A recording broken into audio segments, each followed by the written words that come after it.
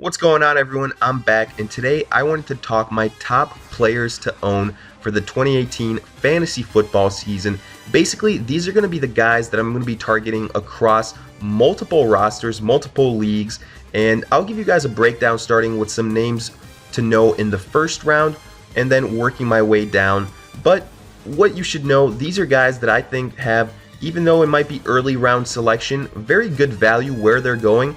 And when it's all said and done, they'll probably finish in the top 10, top 15 in scoring in their respective positions. So without further ado, let's get right into it. Kicking things off, I have got Ezekiel Elliott, and maybe his inclusion is a little bit of a no-brainer considering he's going in the top 4 selections throughout all formats. But the reason I have him here is twofold. First and foremost, the value where he is going is, I think, pretty good because obviously you've got your Le'Veon Bell and Todd Gurley usually going number 1, number 2, and then maybe David Johnson and Antonio Brown will be at 3, and Ezekiel Elliott will be right around that top 4 range, and I think that's tremendous value.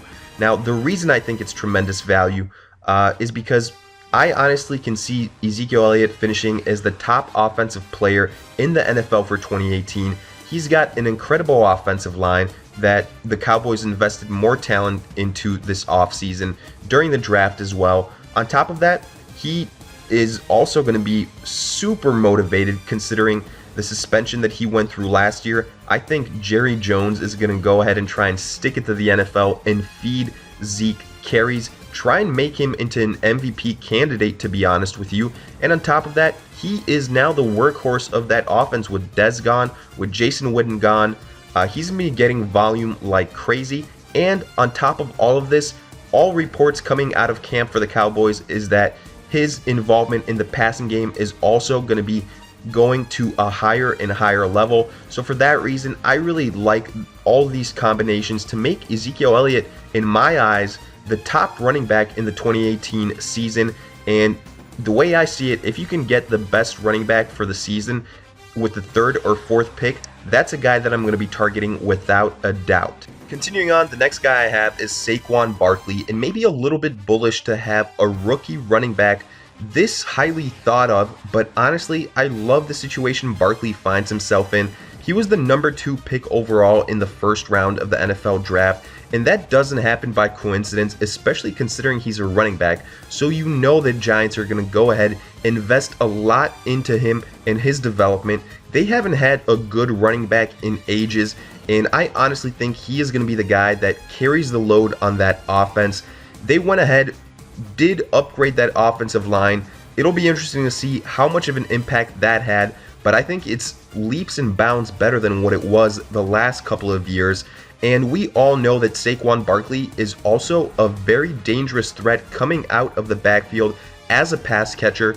I think his involvement is going to be similar to what we saw with Ezekiel Elliott in his rookie year, and to me, I think that's very good value. I see Barkley going in the middle of the first round, maybe somewhere towards the back end of the first round. And again, especially in a PPR league, he gets a nice little boost there as well. And considering he can finish as a top 5 running back who you can get in the back towards the back end of the first round, sign me up for that all day long. Next, I have got Melvin Gordon, and as you can see, 3rd straight running back, so you can kind of gauge how much I value the runners in the first round. I think having a difference maker at that position is detrimental, and Gordon will definitely also be one of these guys because obviously to me here, he gets a little bit of a boost in PPR leagues. The yards per carry are a little bit concerning, but he does get work in the red zone. He is a very good pass catcher, and the thing that sells it for me here is that he is in his contract year. And I think that's going to cause Melvin Gordon not only his usage to go through the roof because the Chargers are going to want to get as much as they can from him, but I also think he's going to be the most motivated to go ahead and ball out. So for that reason, a guy that you can go ahead and get at the end of the first round or right at the start of the second, again, I think is very good value for someone that probably finishes just outside of the top 5. Moving on, I have got AJ Green of the Bengals next, and with AJ Green, I love his value here because obviously he is a bona fide stud. We've seen it. Talent-wise, he is a top 5 wide receiver. Now, obviously, he doesn't get as much love as the Antonio Browns, Odell Beckhams, the Hopkins, the Julio Joneses, but I think that's a lot to do with the recency bias of last year, because obviously the Bengals struggled on all fronts last year, and I really do think that stemmed from the fact that their offensive line was just in shambles. But look, they went ahead. I've been saying this all season long leading up to the start of fantasy. They went ahead, addressed that issue right away in the draft, in free agency, and I think that entire Cincinnati offense is bound to go ahead and rebound not only AJ Green, the running game, and Andy Dalton. And when you have that kind of situation, I think AJ Green goes back in the conversation as a top 5 wide receiver. And again, if you can get a top 5 wide receiver towards the end of the second round, which is right around where he's going, sign me up for that, and I'm going to go ahead and take that to the bank. Next, I have got the receiver that I'm without a doubt the most excited about, and that is Doug Baldwin this year. And to me, he has one of the highest ceilings out of all fantasy football wide receivers in 2018.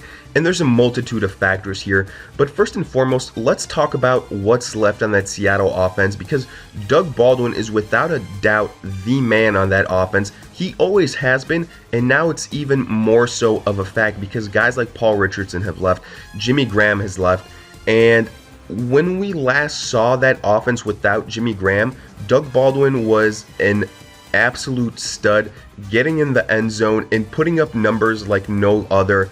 We know he's going to get plenty of targets. When Russell Wilson gets out there and scrambles and looks for guys, Doug Baldwin is usually the guy he throws that bomb to, and I think that's going to continue this year. On top of that, when it comes to PPR leagues, Doug Baldwin gets an even higher of a boost.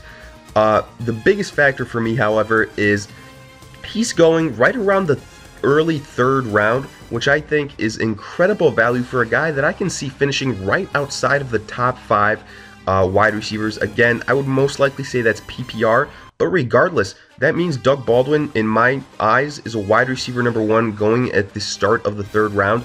If you go ahead and make that move, to me, you automatically win that third round. You probably get the best value of player in the entire draft right there with that single pick. The last thing I will say is, with that defense in Seattle probably taking a little bit of a step back, I think that offense is going to have to shoulder a big load, and with all of that being said, they're going to have to throw that football around even more, which honestly I see as another benefit for Doug Baldwin and another reason why I think he's going to have an excellent year. Next, I've got T.Y. Hilton, and for me, Hilton is one of these guys that is hurt again by a little bit of the recency bias. And last year, obviously, we all know what the issue was. Andrew Luck was unavailable for the entire season, but all accounts are Luck will play the entire 2018 season. So for me, considering that as a non-factor here, him reuniting with T.Y. Hilton makes T.Y. a wide receiver number 1 again. We've seen what T.Y. does when Andrew Luck is on the field. He's over 1,000-yard receiver. He's his number 1 guy. You know, they lost guys like Dante Moncrief. That's going to elevate the role of a T.Y. even more so. And again, I think him going right around the early third round, mid third round is another great value pick here. Continuing on, I've got Jerrick McKinnon, and I realize McKinnon probably not the most popular name right now considering the news about his hamstring injury. Good news is it didn't end up being a serious injury, but still people are worried about his durability. I will say, however, now is probably the time to go ahead and capitalize over this concern for McKinnon and get him maybe even a little bit lower than what some people are comfortable with. He was going towards the early third round, late second round. Now if you can go ahead and get him in the mid third round, I think that's great value, because at the end of the day, I think in PPR leagues, he finishes close to a top 10 running back, maybe right outside of the top 10. And when you think about it, that's going to translate to me for a guy that can put up close to 15 to 18 points consistently every week. Obviously, a big boost is his pass catching ability, but we saw what he could do last year in the absence of Dalvin Cook. He, for the most part, shouldered that load and was a guy that was a very popular free agent pickup and paid off for a lot of people. Again, it might have been PPR leagues, but I think all of that can translate to what he can do for the 49ers, considering they just paid him a lot of money, and I think they are going to get their money's worth in terms of usage and in terms of a guy that can end up carrying your team. Moving on, I've got another Cincinnati Bengal, and as you can see, I'm doubling down on the fact that I think that offense will go ahead and bounce back this year. Now, with Mixon, we saw it towards the end of last year. He emerged as that guy that we were hoping that he would be at the start of the 2017 season, but regardless, it might have been a little too late. We saw the flashes, we saw what we were hoping for. He was involved in the running game, he was involved in the passing game, and when it's all said and done, he's going right around the early third round, maybe mid third round. If you can get him right at that point in time, I think this is a great value pick, because now with Jeremy Hill gone, he's to me the unquestioned #1 running back for the Bengals. I see him setting up a lot of the passing game, which I think is going to bounce back as well. See his usage in the red zone also being high, and on top of all of this, I think again, when it's all said and done, he probably finishes as right outside a top 10 running back, maybe closer to top 15, but regardless, again, similar to Jerrick McKinnon, 15 to 18 points a week. I'll take that all day when it comes to a running back I can get in the third round. Next, I've got Stefon Diggs, and as you can probably guess, Diggs is the Minnesota wide receiver that I think is going to benefit the most from the inclusion of Kirk Cousins in that offense, and to me, it's a matter of skill set and a matter of how well he matches up with what Kirk Cousins can do, because Cousins likes to take those shots down the field, and I think Diggs excels in those kind of opportunities. He's more of that physical guy, a guy that can go ahead, excel in the red zone, and I think he has a very high touchdown potential this year, which is something that I'm going to go ahead and mark down as a nice boost in terms of his value. He's going somewhere around the middle of the third round, end of the third round, and as long as he can stay healthy throughout the entire season, not go down for a couple of weeks, I think he can go ahead and finish right outside the top 10 for the wide receivers this year. Next, I've got Jarvis Landry. It's another wide receiver I'm extremely excited about. And maybe there's a concern that he's going to be on that Cleveland Browns offense, which hasn't produced much fantasy-wise in years past. But look, Landry has proved since the start of his career he is a target monster. He is a reception monster, especially when it comes to PPR leagues. He's a guy that can go ahead and get you some very nice points week in and week out. And all reports coming out of training camp is that he has been the guy for the Browns, especially for Tyrod Taylor.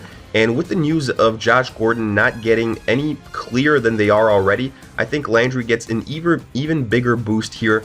And he's going somewhere around the middle of the fourth round. And to me, in PPR leagues, if you can get a guy that will surely be a top 15 wide receiver in the middle of the fourth round, again, with that selection, you probably win that fourth round. Continuing on, I've got Lamar Miller next, and a guy that has so much potential. Heck, I've made an entire video just talking about his fantasy outlook.